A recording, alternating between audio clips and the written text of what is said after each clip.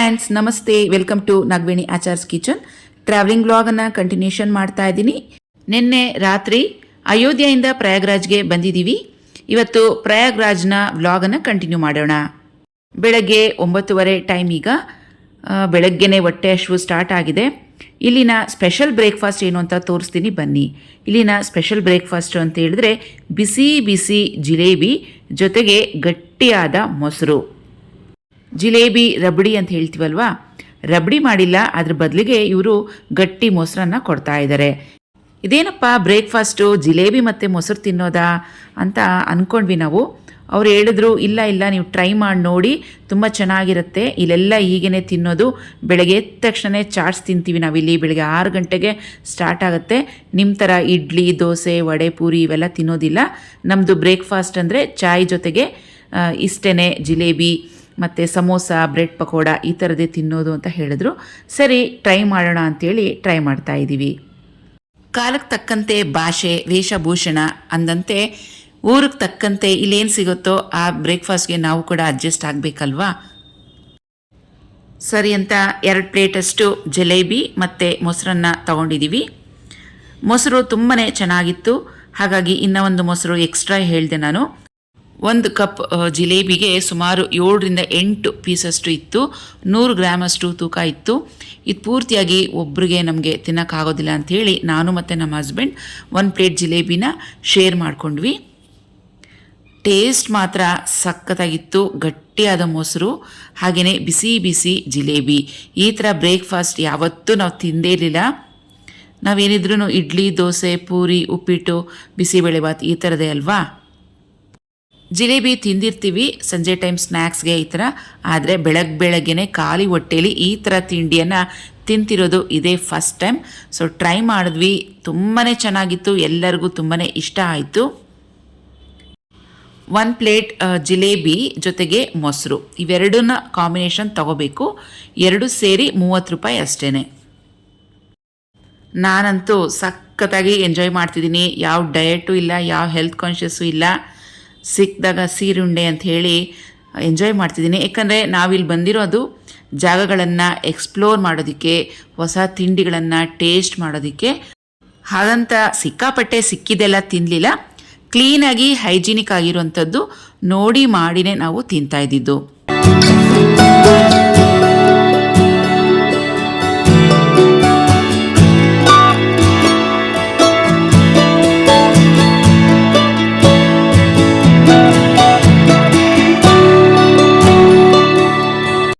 ರಾತ್ರಿ ಪನ್ನೀರನ್ನು ಟೇಸ್ಟ್ ಮಾಡಿದ್ವಿ, ತುಂಬಾ ಇಷ್ಟ ಆಗಿತ್ತು, ತುಂಬ ಚೆನ್ನಾಗಿತ್ತು.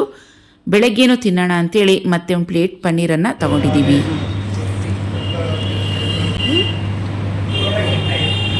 ಸೊ ಬೆಳಗ್ಗೆನೇ ಬ್ರೇಕ್ಫಾಸ್ಟ್ ಪನ್ನೀರ್ಗೆ ಸಾಲ್ಟ್ ಮತ್ತು ಪೆಪ್ಪರ್ ಹಾಕಿ ಕೊಟ್ಟಿದ್ದಾರೆ. ಪ್ರಯಾಗ್ರಾಜಲ್ಲಿ ಇದೇ ಫೇಮಸ್ ಅಂತೆ. ಸೂಪರ್ ಆಗಿದೆ.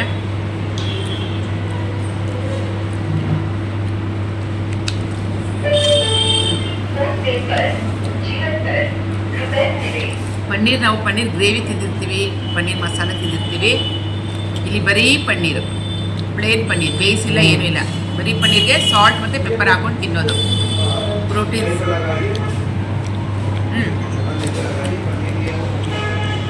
ತಿನ್ನೋ.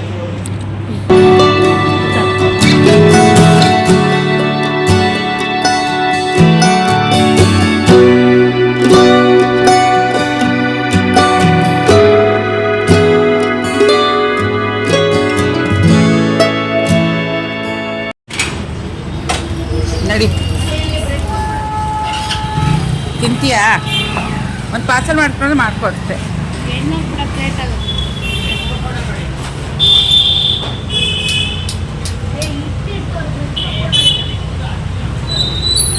ಇಲ್ಲ, ಕಡ್ಲೆಟಲ್ಲಿ ಹತ್ತಾರೆ ಅದು.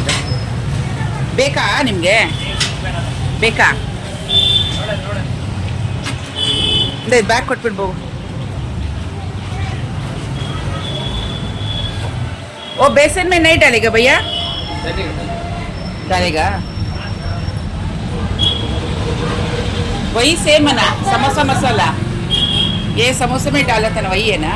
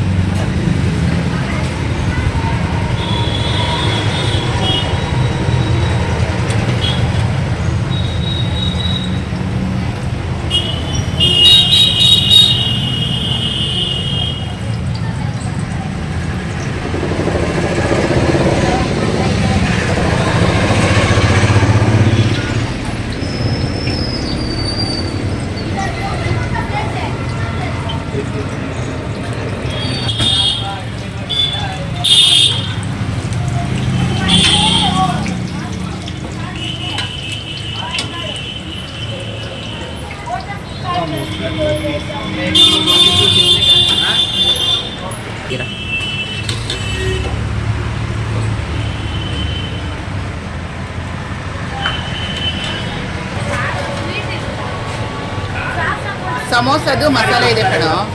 ಬಿಲ್ಲೆಲ್ಲ ಪೇ ಮಾಡಿಬಿಟ್ಟು ಹೊರಗಡೆ ಬರ್ತಿದ್ವಿ. ಬೇಕ್ರಿನವರು ಮ್ಯಾಮ್ ಇದು ಚೆನ್ನಾಗಿದೆ, ಬಿಸಿ ಬಿಸಿ ಬ್ರೆಡ್ ಬಜ್ಜಿ, ಇದನ್ನು ಕೂಡ ಟೇಸ್ಟ್ ಮಾಡಿ, ನೀವು ಬರೋ ಅಷ್ಟೊತ್ತಿಗೆ ಖಾಲಿ ಆಗಿಬಿಡುತ್ತೆ, ತಗೊಳ್ಳಿ ಅಂತ ಹೇಳಿದರು. ಸರಿ ಇದನ್ನು ಕೂಡ ಟೇಸ್ಟ್ ಮಾಡೋಣ ಅಂತೇಳಿ 2 ಪ್ಲೇಟ್ ಅಷ್ಟು ಬ್ರೆಡ್ ಬಜ್ಜಿ ತೊಗೊಂಡು ನದಿ ಸ್ನಾನಕ್ಕೆ ಅಂತ ಆಟೋದಲ್ಲಿ ಹೊರಟಿದ್ದೀವಿ. ರನ್ನಿಂಗಲ್ಲಿ ಹೆಂಗೆ ತಿಂತೀರ ಹೇಳಿ, ಚಲ್ತಾ ಇದೆಯಾ? ಆಹಾ,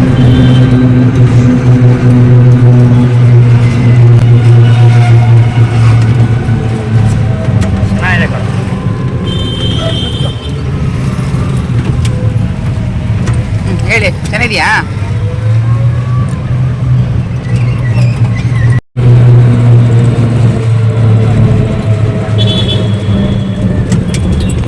ಅದು ಮಾಮೂಲಿ, ಅಷ್ಟು ಟೂರಿಸ್ಟ್ ಇಲ್ಲ ಅಂದ್ರೆ ಹೆಂಗೆ.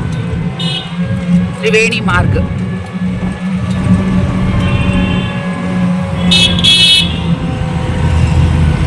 बड़े हनुमान मंदिर संगम 3 किलोमीटर ಇರೋ ಸಂಗಮ 4 ಕಿಲೋಮೀಟರ್, ಇನ್ನು 3 ಕಿಲೋಮೀಟರ್.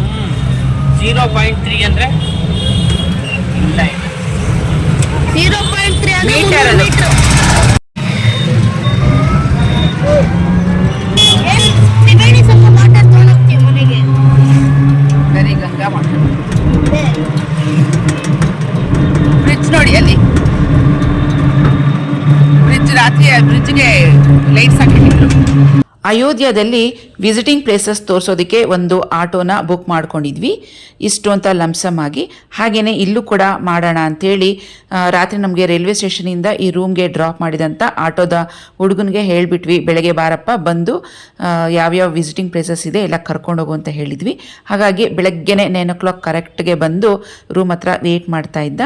ಬ್ರೇಕ್ಫಾಸ್ಟ್ ಎಲ್ಲ ಮುಗಿಸ್ಕೊಂಡು ಇವಾಗ ಆಟೋದಲ್ಲಿ ಬಂದಿದ್ದೀವಿ ಪ್ಲೇಸಸ್ ಎಲ್ಲ ನೋಡೋದಕ್ಕೆ ಅಂತ.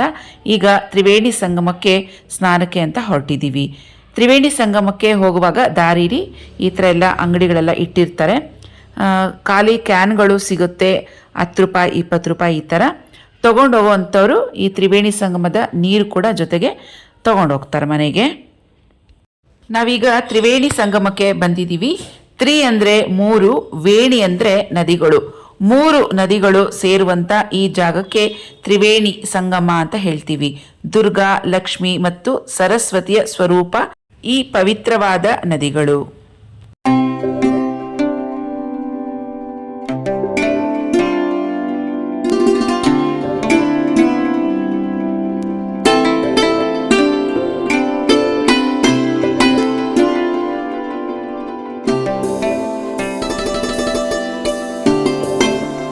ಇಲ್ಲಿ ಬಂದು ನಿಂತಿದ ತಕ್ಷಣವೇ ಅಲ್ಲಿರುವಂಥ ಬೋಟ್ನವರೆಲ್ಲ ಬಂದು ನಿಂತ್ಕೊಂಡ್ಬಿಡ್ತಾರೆ. ಒಬ್ಬೊಬ್ಬರು ಒಂದೊಂದು ಥರ ರೇಟ್ಸ್ ಕೇಳ್ತಾರೆ. ಬಾಯಿ ಬಂದಂಗೆ ಒಬ್ರಿಗೆ 1,000, 1,500 ಈ ಥರ ಕೇಳ್ತಾ ಇದ್ರು. ನಾವು ಕೂಡ ಚೌಕಾಸಿ ಮಾಡಿ ಕೊನೆಗೆ ನಮ್ಮೂರು ಜನಕ್ಕೂ ಸೇರಿ 2,000 ರೂಪಾಯಿ ಈ ರೀತಿಯಾಗಿ ಮಾತಾಡಿಕೊಂಡು ಈಗ ಬೋಟ್ನಲ್ಲಿ ಹೋಗ್ತಾ ಇದ್ದೀವಿ. ಈಗ ನಮಗೆ ಅವರು ಹೇಳಿರುವಂಥ ರೇಟ್ಸೇ ಪರವಾಗಿಲ್ಲ, 2,000 ರೂಪಾಯಿ. ಆದರೆ ಕುಂಭಮೇಳ ಸಮಯದಲ್ಲಿ ಬಂದಿದ್ರೆ ಒಬ್ಬೊಬ್ಬರಿಗೆ ಒಂದು ತಲೆಗೆ 4,000 ರೂಪಾಯಿ ಅಂತ ಬೋಟ್ನವರು ಹೇಳ್ತಾ ಇದ್ರು.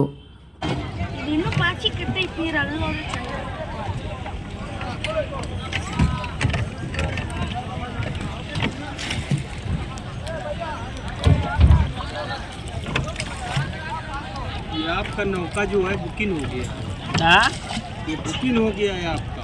हाँ हाँ बुकिंग हो गया। हाँ कोई नहीं बैठ सकता। नहीं नहीं, वो बोट चलाने वाला 2 आदमी है ना उधर, इसलिए पूछ रहे। 2 आदमी से मतलब नहीं है, मतलब नहीं है। कोई लोग 2 चलाते हैं, कोई 1 चलाता है। रोटी की गम्मत, रोटी की गम्मत। ರೋಟಿ ಎಲ್ಲ ಪುಲ್ಕ. हाँ? इसको खींचने में मेहनत ಶಕ್ತಿ ಬೇಕು ತುಂಬಾ, ಎಷ್ಟು ಮಾಡ್ಬೇಕು.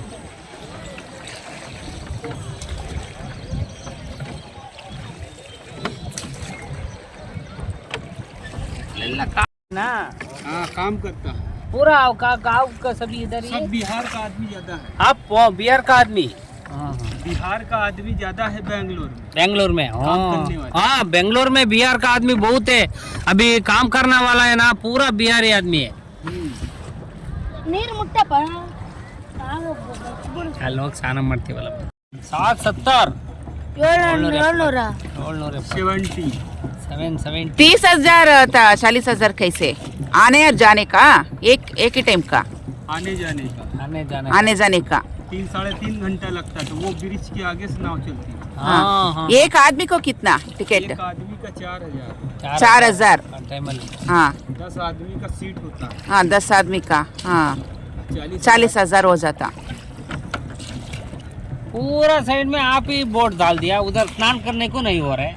इधर स्नान नहीं होता है, वो बीच पे होता है, झंडा दिख रहा है ना, हाँ हाँ हाँ वो तिलगड़ी संगम है। वो वही संगम हो, वो उधर 3 संगम उधर ही मिलने का जगह जगह। ये वो क्या क्या नदी है बोलो बराबर। हम सब बताते हैं। हाँ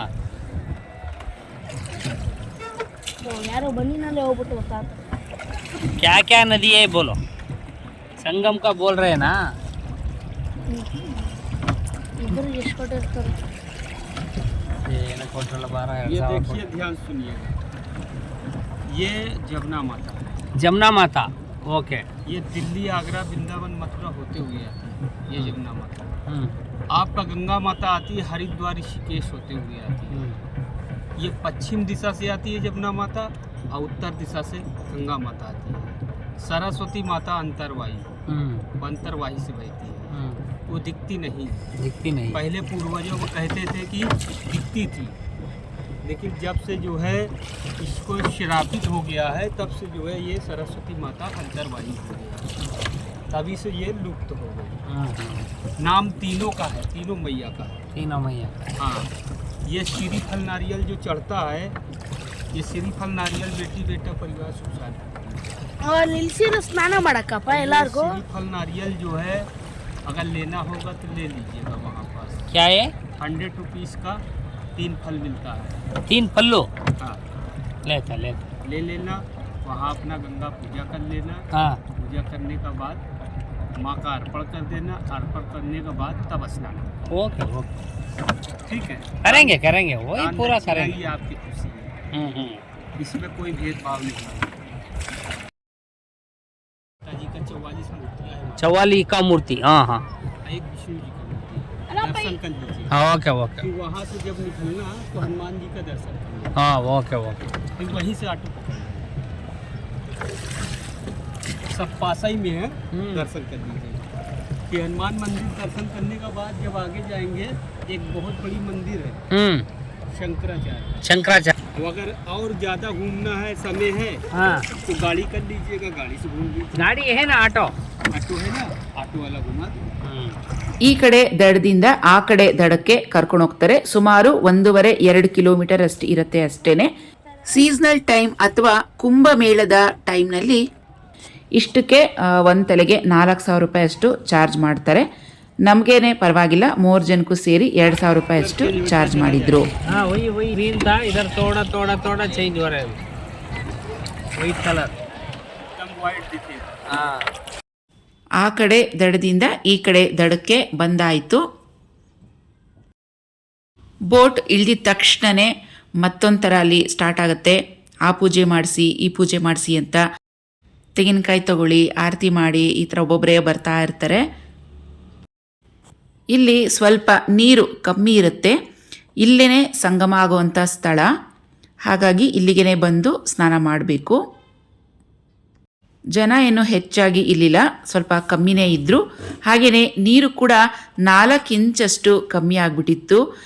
ಪೂರ್ತಿಯಾಗಿ ಮುಳುಗಿದ್ರೆ ಬಾಡಿ ಪೂರ್ತಿಯಾಗಿ ಒದ್ದೆ ಆಗ್ತಾ ಇರಲಿಲ್ಲ, ನೆನೀತಾ ಇರಲಿಲ್ಲ, ಅಂದರೆ ಅಷ್ಟು ಕಮ್ಮಿ ಇತ್ತು ನೀರು.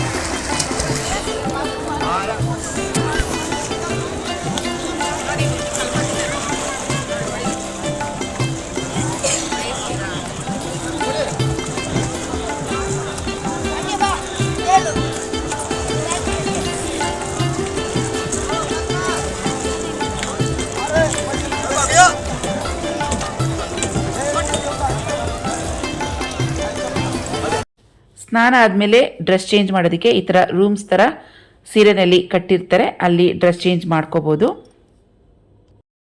ಬಂದು ಸ್ನಾನ ಮಾಡಿಕೊಂಡು ಮುಗಿಸ್ಕೊಂಡು ಹೋಗ್ತಾ ಇದ್ದೀವಿ. ಸುಮಾರು 1 ಅವರ್ ಅಷ್ಟು ಟೈಮ್ ಹಿಡಿಸ್ತು. 1 ಅವರ್ ಆಗಿದ ತಕ್ಷಣವೇ ಬೋಟ್ನವ್ರು ಬಂದು ಕರೀತಾರೆ, ಬೇಗ ಬನ್ನಿ ಅಂತ ಹೇಳಿ. ನೋಡಿ, ಈ ಕಡೆ ದಡದಿಂದ ಆ ಕಡೆ ಕಾಣಿಸ್ತಿದೆಯಲ್ವಾ, ಆ ಕಡೆ ದಡಕ್ಕೆ ಕರ್ಕೊಂಡೋಗಿ ಬಿಡಬೇಕು ಅಷ್ಟೇ. ನೋಡೋಕ್ಕೆ ತುಂಬಾ ಹತ್ರ ಕಾಣುತ್ತೆ. ಸುಮಾರು 1 ಕಿಲೋಮೀಟರ್ ಅಷ್ಟು ಇದೆ ಅಂತ ಅನ್ಕೋತೀವಿ. ಆ ಕಡೆ ದಡದಲ್ಲಿ ಎಂಟ್ರಿ ಬರ್ತೀವಲ್ವ, ಅಲ್ಲೆಲ್ಲ ಪೂರ್ತಿಯಾಗಿ ಬೋಟ್ಸ್ ನಿಲ್ಲಿಸಿರ್ತಾರೆ. ಅಲ್ಲಿ ನೀರು ಸ್ವಲ್ಪ ಗಲೀಜಾಗಿರುತ್ತೆ, ಹಾಗಾಗಿ ಅಲ್ಲಿ ಸ್ನಾನ ಮಾಡೋದಕ್ಕೆ ಬಿಡೋದಿಲ್ಲ. ಏನೇ ಇದ್ರೂ ಈ ಕಡೆ ದಡಕ್ಕೇ ಬಂದು ಸ್ನಾನ ಮಾಡಬೇಕು, ಏಕೆಂದರೆ ತ್ರಿವೇಣಿ ಸಂಗಮ ಆಗೋದು ಈ ಜಾಗದಲ್ಲೇ. ಹಾಗಾಗಿ ಗಂಗಾ, ಯಮುನಾ, ಸರಸ್ವತಿ 3 ನದಿಗಳು ಸೇರುವಂಥ ಜಾಗ, ಪವಿತ್ರವಾದ ಈ ಜಾಗ ತ್ರಿವೇಣಿ ಸಂಗಮ. ಕುಂಭಮೇಳ ಟೈಮ್ನಲ್ಲಿ ಬರಬೇಕು ಅಂತ ಅಂದ್ಕೊಂಡ್ವಿ, ಏಕೆಂದರೆ ಆವಾಗ ಸಿಕ್ಕಾಪಟ್ಟೆ ರಶ್ ಇರುತ್ತೆ. ಸಿಕ್ಕಾಪಟ್ಟೆ ಮಕ್ಕಳಾಗಲಿ ಇಲ್ಲ ಲೇಡೀಸ್ಗಾಗಲಿ ಗಾಯಗಳಾಯಿತು, ಕೆಲವ್ರು ತೀರೋದ್ರು, ಈ ಥರದ್ದೆಲ್ಲ ಆಯಿತು ಅಂಥೇಳಿ ನಾವು ಪ್ರಯಾಗ್ರಾಜ್ಗೆ ಬರೋದಕ್ಕೆ ಸ್ವಲ್ಪ ಮುಂದೂಡಿಕೆಯನ್ನು ಮಾಡಿದ್ವಿ. ಈಗ ಕರೆಕ್ಟಾಗಿದೆ ಟೈಮ್, ನಮಗೆ ತುಂಬ ರಶ್ ಏನಿಲ್ಲ. ವಿಸಿಟರ್ಸ್ ಆರಾಮಾಗಿ ಬಂದು ಪ್ಲೇಸಸ್ ಎಲ್ಲ ನೋಡಿಕೊಂಡು ಹೋಗ್ಬೋದು.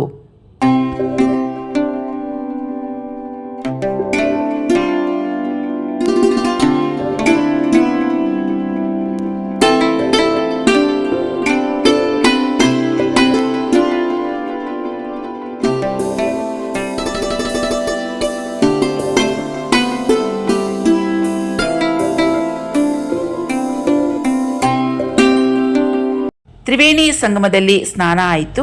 ಈಗ ವಿಸಿಟಿಂಗ್ ಪ್ಲೇಸಸ್ ತುಂಬಾ ಇದೆ, ಅಲ್ಲಿಗೆಲ್ಲ ಹೋಗಬೇಕು. ನಾವು ಯಾವ್ಯಾವ ಪ್ಲೇಸಸ್ಗೆ ಹೋಗಿದ್ವಿ ಅಂತ ನೆಕ್ಸ್ಟ್ ವಿಡಿಯೋದಲ್ಲಿ ಬರುತ್ತೆ, ಮರೀದಿರ ನೋಡಿ. ನೆಕ್ಸ್ಟ್ ವಿಡಿಯೋ ತುಂಬಾ ಚೆನ್ನಾಗಿರುತ್ತೆ. ಸೊ ಇವತ್ತಿನ ವ್ಲಾಗನ್ನು ಇಲ್ಲಿಗೆ ಮುಗಿಸ್ತಾ ಇದ್ದೀನಿ. ಮತ್ತೆ ಭೇಟಿಯಾಗೋಣ ಮತ್ತೊಂದು ವಿಡಿಯೋದಲ್ಲಿ. ಅಲ್ಲಿವರೆಗೂ ಟೇಕ್ ಕೇರ್, ಬಾಯ್ ಫ್ರೆಂಡ್ಸ್, ನಮಸ್ತೆ.